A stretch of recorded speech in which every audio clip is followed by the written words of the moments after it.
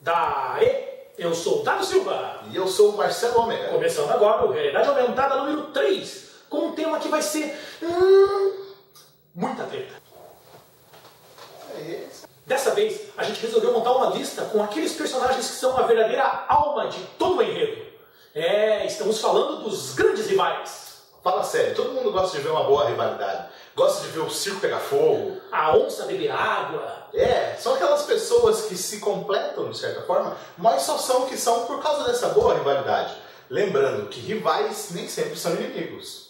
A boa rivalidade, a rivalidade bem construída, aquela que gera até uma certa química entre os heróis, que pode transformar um game ou um anime de algo legalzinho em algo simplesmente épico. Mas chega de enrolação, no Realidade Aumentada 3 vocês vão ver. Aqueles que buscam o mesmo objetivo, mas por meios diferentes. As duas faces de uma mesma moeda. O equilíbrio de forças da qual depende o universo. Brasil e Argentina, corrente parmeira, fly-flu. Então já sabe, enche a sua caneca, coloque em tela cheia e entre de cabeça no Realidade Aumentada. Confira agora as maiores rivalidades do universo. Atenção, as opiniões a seguir representam a verdade universal e não podem ser contestadas. A menos que você discorde. Vamos começar já então com o nosso tradicionalíssimo Top 10. A nossa 10ª colocação traz uma rivalidade que já dura 74 anos.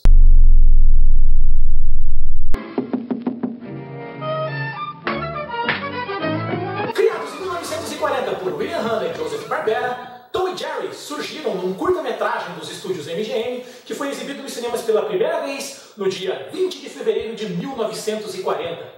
O curta, chamado Puss Gets the Boot, ou em tradução livre, tipo, Bichano se fudeu, né? Contava as peripécias do gato Jasper, que corria atrás do ratinho Jinx.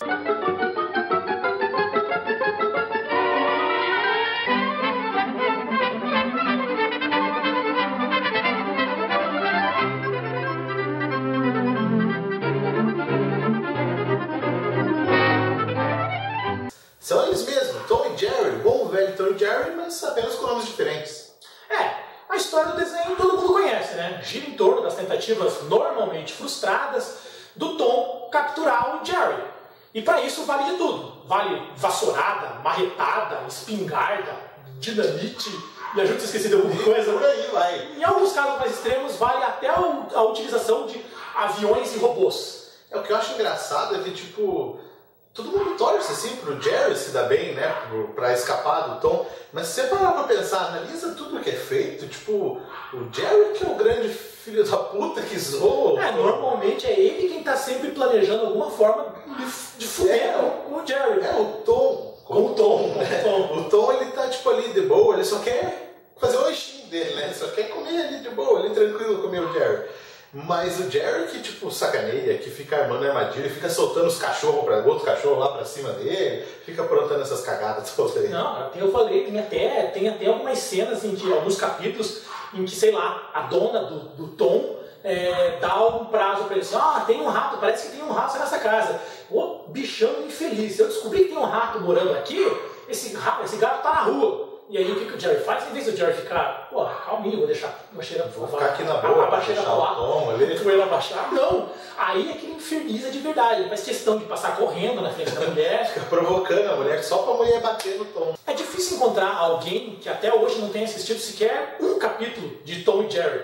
O desenho é exibido na televisão americana desde 1965 e no Brasil desde que a TV surgiu, praticamente, ou pelo menos desde que o SBT existe. Muitas obras já satirizaram Tom e Jerry. Dentre todas, talvez a mais famosa seja It Stretch, ou Comichão e Coçadinha, que é o desenho favorito do Bart Simpson. Esse desenho, inclusive, que ele era uma sátira politicamente incorreta, né, do Tom e Jerry. Assim, era para ser uma zoação mais pesada, né, um humor mais negro.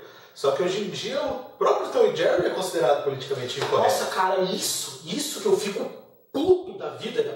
Porque a gente cresceu assistindo Tom e Jerry, Pica-Pau, todos esses desenhos que hoje em dia são considerados politicamente incorretos. Tanto é que até resolveram fazer, né? Hoje em dia tem versão nova do Pica-Pau, versão nova de Looney Tunes, tudo O que é ruim, porque tipo, o Pica-Pau é zoado. Exatamente. Não é ele que sacaneia os outros. Né? Eles tentaram dar uma amenizada nas sacanagens que tem no desenho, né? Porque, sei lá, consideram que aquilo pode servir de mau exemplo para as crianças. Pô, a gente cresceu. Eu cresci assistindo Tom e Jerry, Pica-Pau, e não sou, nem por isso eu sou violento. Você acha que eu sou um cara violento?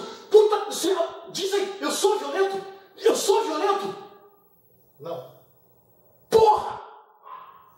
Bom, antes que censurem aí, Tom e Jerry, 10ª colocação. Perca a paciência!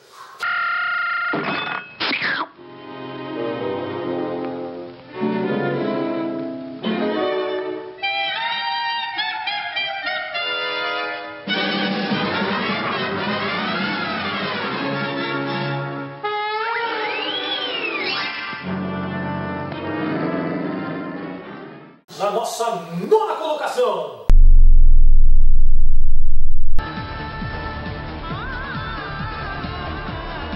Neo e Agente Smith. Matrix é uma das trilogias mais aclamadas da história do cinema. Tem um enredo fudido que mistura filosofia com ficção científica, cenas de ação que são um verdadeiro marco da história do cinema moderno, efeitos especiais revolucionários. Mas fala sério, tudo esse papinho bonitinho de filosofia, de não sei o quê, mas ninguém foi no cinema pra ver o Neo se descobrindo, a trajetória do Neo. Todo mundo queria ver o pau comer lá, ver o quebra-pau de tudo lá. E principalmente tinha aquela cena, quando você ouvia aquela vozinha grossa lá, tipo, Mr. Anderson. Mr. Anderson. Lá você sabia, era treta na certa. Foram necessários 3 filmes para que uma das brigas mais icônicas da história do cinema chegasse ao fim. O Neo, por exemplo, teve que morrer e retornar como escolhido. O Smith também morreu, né? E acabou voltando com o vírus lá, toda hora ficava reproduzindo ali, assim, a cada vez ele ficava mais forte e mais cheio de mimimi.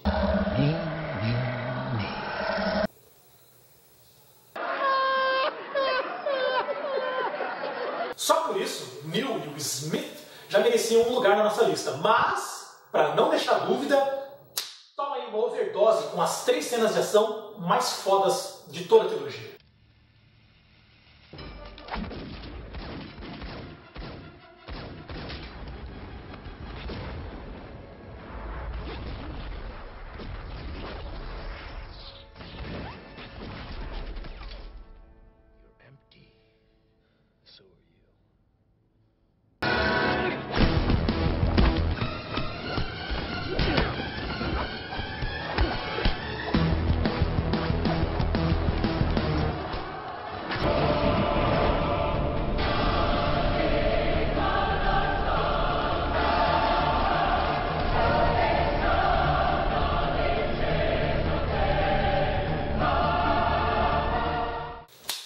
Dá para questionar? 9ª colocação.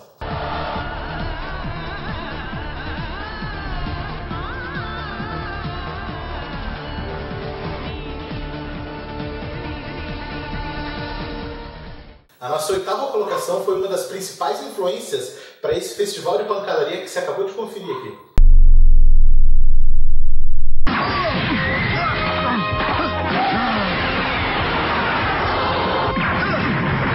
Goku e Vegeta são daqueles casos onde a rivalidade é tanta, que eles até acabam virando amigos. Quando o Vegeta surgiu lá no começo do Dragon Ball Z, assim, ainda ficava pagando de orgulhoso príncipe Saiyajin, ele tava pouco se fudendo com o Goku, tanto que ele mandou aqueles bichinhos verdes lá, mandou o Nappa para tentar conquistar a Terra. Foi só depois que ele descobriu que o poder do Kakaroto era mais de 8.000, é que ele resolveu arregaçar as mangas e partir pra luta. E que luta! O Vegeta foi inapelavelmente massacrado e teve que fugir da Terra com o rabinho entre as pernas. Aliás, só não fugiu com o rabinho entre as pernas porque tinham cortado. Sim, verdade. Mas mesmo assim, o orgulho dele falou tão alto, tão mais forte, que ele jurou ali que ele só ia descansar depois que derrotasse o Goku. Mais do que melhor, Kakaroto. Mais do que isso, somente ele é quem poderia derrotar o Kakaroto. Por conta disso, o Vegeta acabou trocando muitas vezes de lado durante o anime. Algumas vezes para defender o Goku e outras para ele próprio poder enfrentar o Goku. Sim, a rivalidade do Goku e do Vegeta é aquelas rivalidades onde eles acabam fortalecendo um ao outro, assim.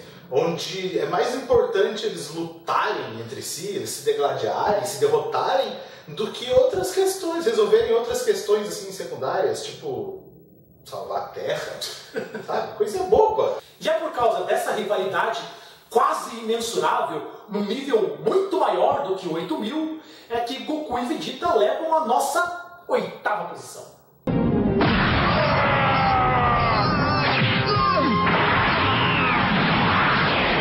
O que foi, Kakaroto? Os rivais da nossa 7ª posição sempre foram amigos, mas também sempre tretaram. Most highly advanced repulsor-powered armor, and you've got, no offense, a glorified trash can lid. Look, I don't want to hurt you. Capitão América e Homem de Ferro formam uma das rivalidades mais celebradas, mais famosas da cultura nerd, né? Graças aos filmes da Marvel. Ambos são alguns dos membros mais antigos dos Vingadores, o Homem de Ferro sendo um dos membros fundadores e o Capitão América tendo entrado logo na sequência, ali da edição número 4 das HQs. E por ter uma formação militar, ter esse talento nato para estratégias, por tudo que o Capitão América representava para a liberdade, para os ideais americanos, ele acabou ganhando respeito do pessoal lá dentro dos Vingadores, né? Eles não tinham nenhum líder, então acabaram enxergando, todo mundo lá acabou enxergando o Capitão América como um dos líderes, o líder. Nem todo mundo. Um certo Tony Stark, com a sua personalidade excêntrica e expansiva, vivia questionando essa liderança do Capitão América justamente pelo fato dele não ter sido um dos membros fundadores. E o ápice dessa treta entre os dois foi em 2006, com o mega evento Guerra Civil, né, que contava a história assim, de o governo americano queria fazer um banco de dados, ali, um registro de todos os super-heróis, né, para qualquer treta que acontecesse, eles soubessem quem era quem.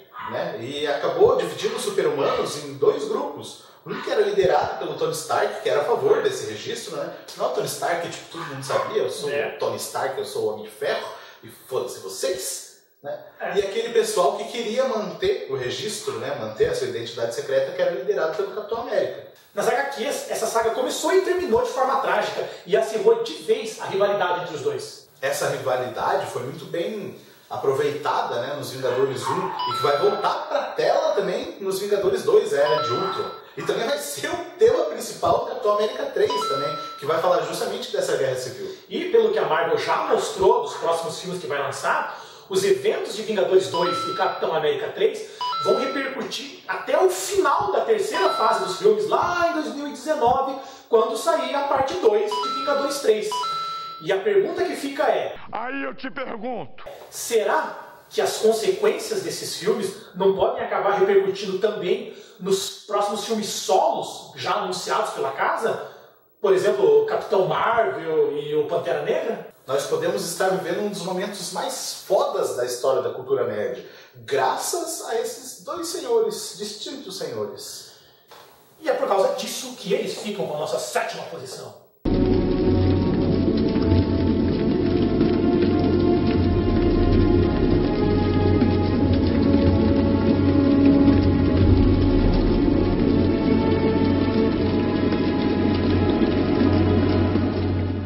A nossa 6ª colocação faz parte de um dos triângulos amorosos mais inusitados e também mais duradouros de todos os tempos.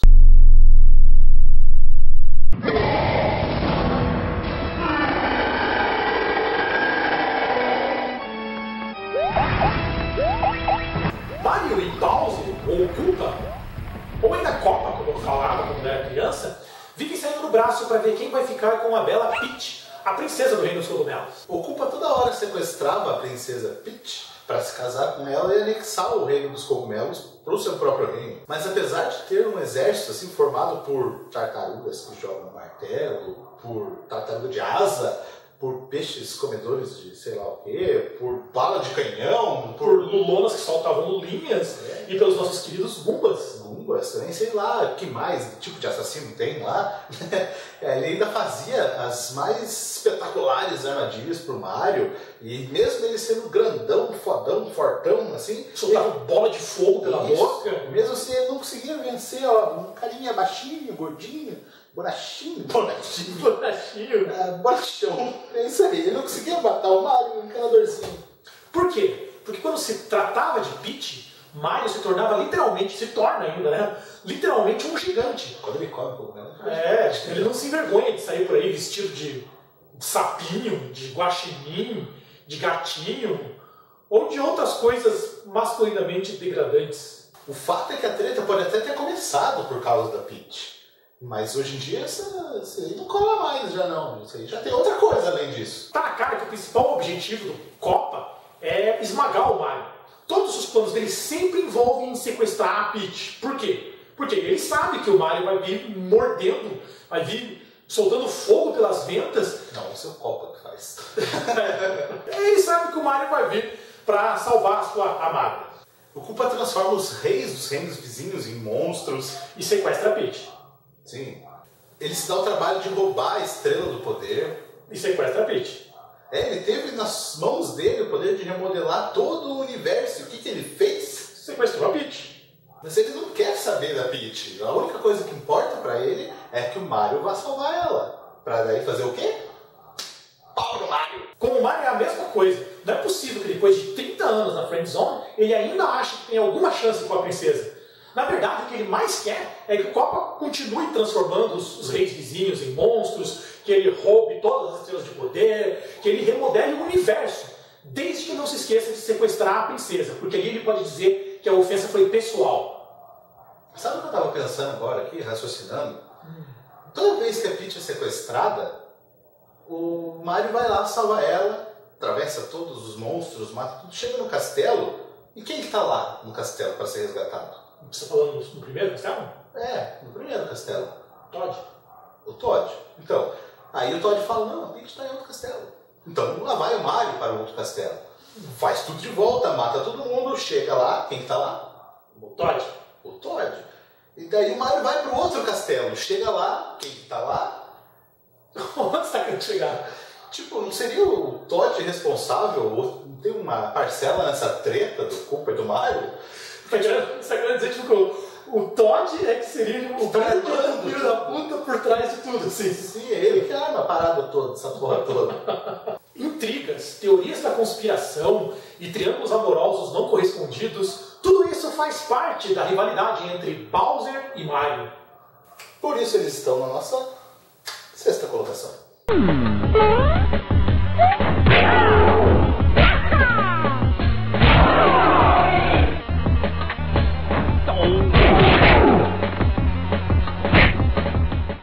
Na nossa quinta posição, uma das histórias de vingança mais violentas e impressionantes de todos os tempos.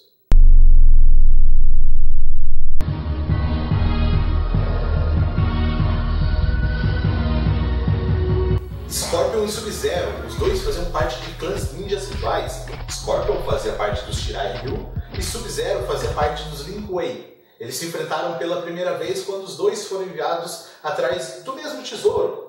A luta até que foi equilibrada, mas o poder de controlar o gelo acabou dando a vitória para o Sub-Zero. Mas não foi só isso. Por tanto amar a esposa e a filha, Scorpion acaba rompendo com todas as tradições ninjas e implorando por clemência ao Sub-Zero, que simplesmente ignora e acaba matando o seu oponente de uma forma um tanto fria.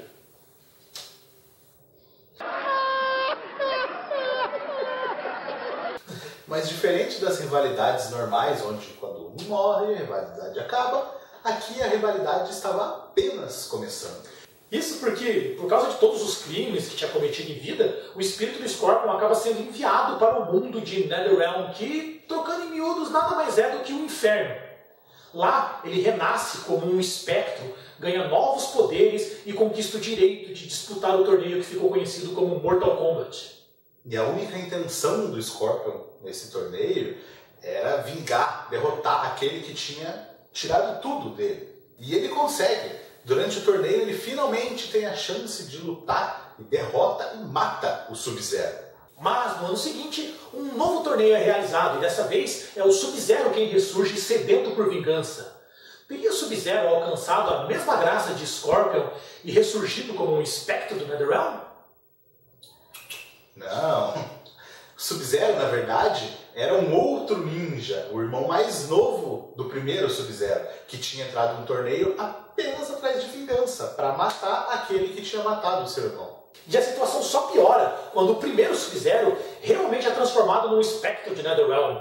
Ele retorna sob a alcunha de Noob Saibot e essa história de ódio, vingança e rivalidade parece que nunca mais vai ter fim. Mortal Kombat talvez seja uma das franquias, ou a franquia de games de luta com a história mais foda de todos os tempos. A rivalidade entre os clãs Shirai Ryu e Lin Kuei é um deslumbre à parte. Por isso, nada mais justo do que dar a Scorpion e Sub-Zero a nossa quinta colocação.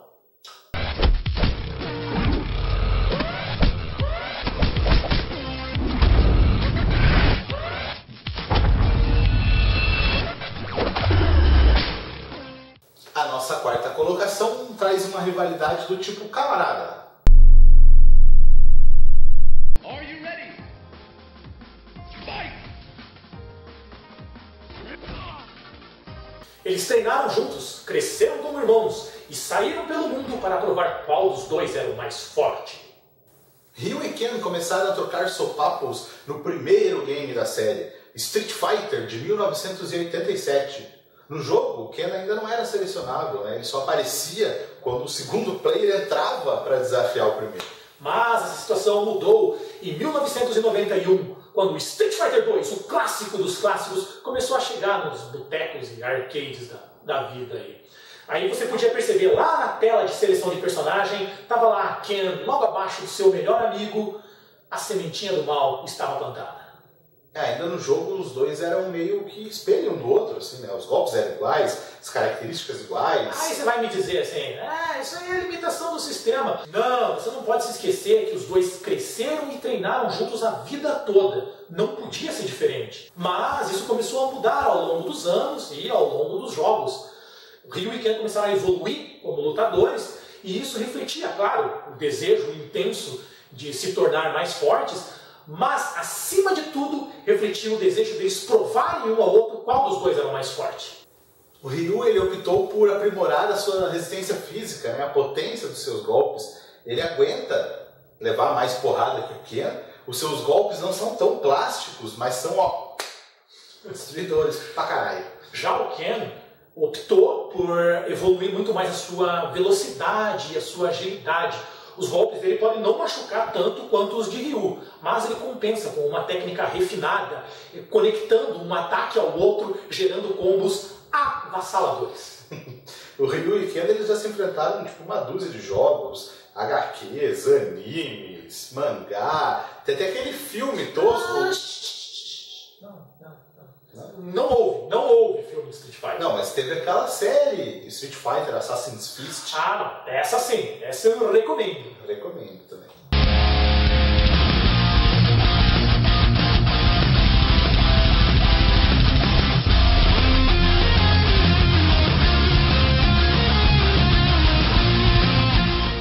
Apesar de estarem sempre buscando o mesmo objetivo, de estarem sempre se enfrentando, Ryu e Ken nunca perderam o espírito de amizade, o espírito de fair play. Eles conseguem ser ao mesmo tempo os melhores amigos e grandes rivais. Por isso, a quarta posição é deles.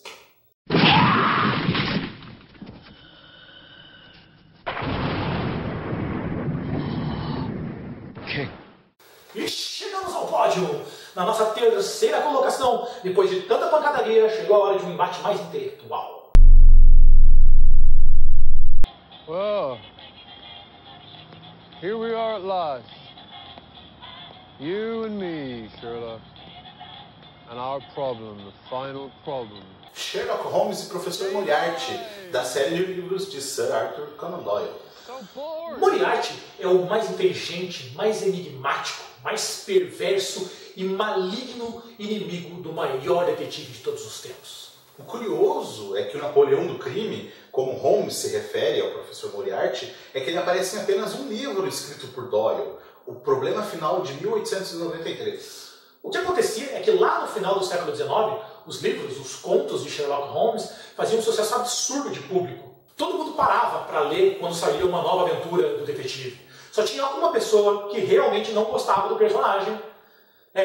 Ele mesmo, Raimundo Nonato. Digo, Sir Arthur Conan Doyle. A verdade é que Doyle achava divertido os livros de mistério policial, mas para ele não passava de uma subliteratura.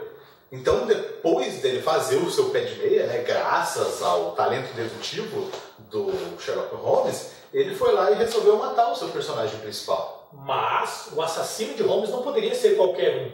Doyle queria que o último antagonista de sua maior criação fosse alguém com um carisma tão grande quanto o do próprio Sherlock. Alguém cuja inteligência rivalizasse com a própria maldade. Ou seja, teria que ser um gênio do crime no sentido mais literal da palavra. Assim que surgiu o Professor Moriarty, líder da maior organização criminosa da Europa e grande nêmesis do cânone de Sherlock Holmes. Moriarty foi um vilão que deu tão certo que acabou transcendendo a literatura. A partir dele, toda revisitação que se fizesse de Sherlock Holmes, seja em peças de teatro, filmes, livros, quadrinhos, sempre tinha que contar com a participação do Moriarty como o grande vilão, nem que fosse o vilão por trás dos panos. Além dos filmes mais recentes, que traz Robert Downey Jr. como Sherlock Holmes, e da série da BBC também, que traz o Smaug e o Bilbo como protagonistas da série, né? Tem aquele filme de 1985, O Enigma da Pirâmide. Sim, um filme que a história não faz parte do cânone oficial do Sherlock Holmes, mas conta de maneira muito divertida como o Sherlock e o Watson se conheceram e também o primeiro confronto deles com o Napoleão do crime, Professor Moriarty. Então, chega de enrolação, quinta posição para o Sherlockão. Advantage, his rage. Incoming assault, feral, but experienced. Use his momentum to counter.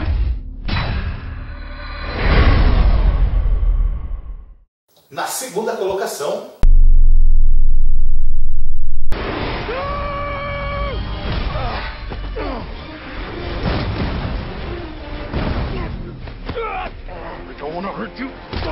Professor X e Magneto. Sim, dois dos mutantes mais poderosos do planeta, que já foram best friend forever e acabaram se tornando grandes rivais. Os dois personagens foram inspirados em pessoas reais, que também foram ícones da luta racial.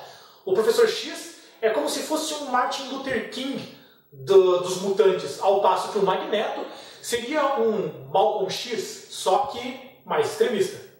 Os dois eles se conheceram num hospital em Israel, um hospital psiquiátrico, né? Depois da Segunda Guerra Mundial, e lá acabaram se tornando grandes amigos. Isso porque ambos escondiam um segredinho meio peculiar, que eram justamente os poderes mutantes que eles possuíam. Só que foram justamente esses poderes o principal motivo da discórdia entre os dois.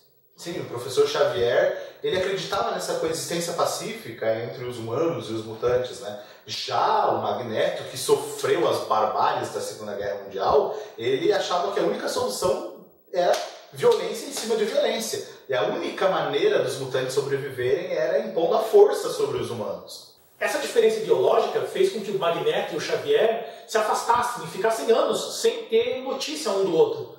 Até que o Xavier teve a brilhante ideia de formar os X-Men.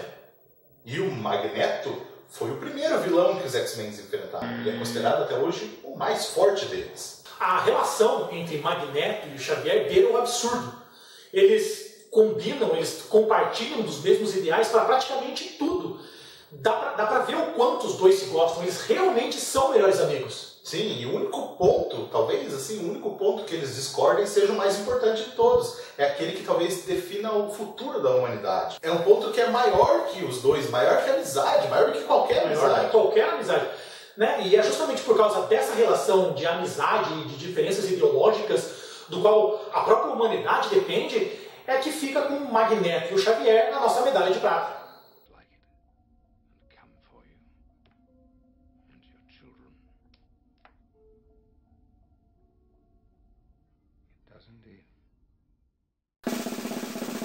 Sabe isso? Sabe isso? Sim, são eles! São eles! A nossa primeira posição! Excuse me. Have you ever danced with the devil in the pale moonlight?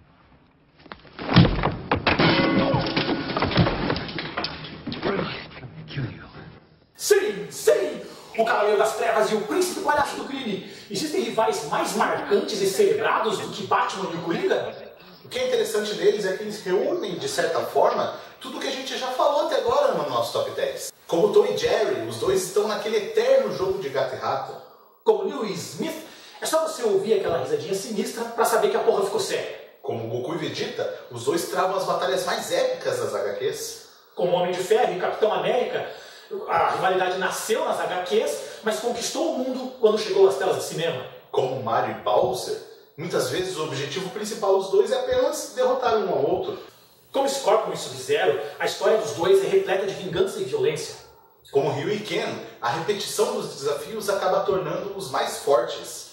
Como Sherlock Holmes e Moriarty, muitas vezes os confrontos não se dão no plano físico, mas no plano intelectual. Como Magneto e Professor Xavier, que têm ideologias diferentes. Mas é por ser foda, como só Batman e Coringa conseguem ser, é que é deles a nossa medalha de ouro.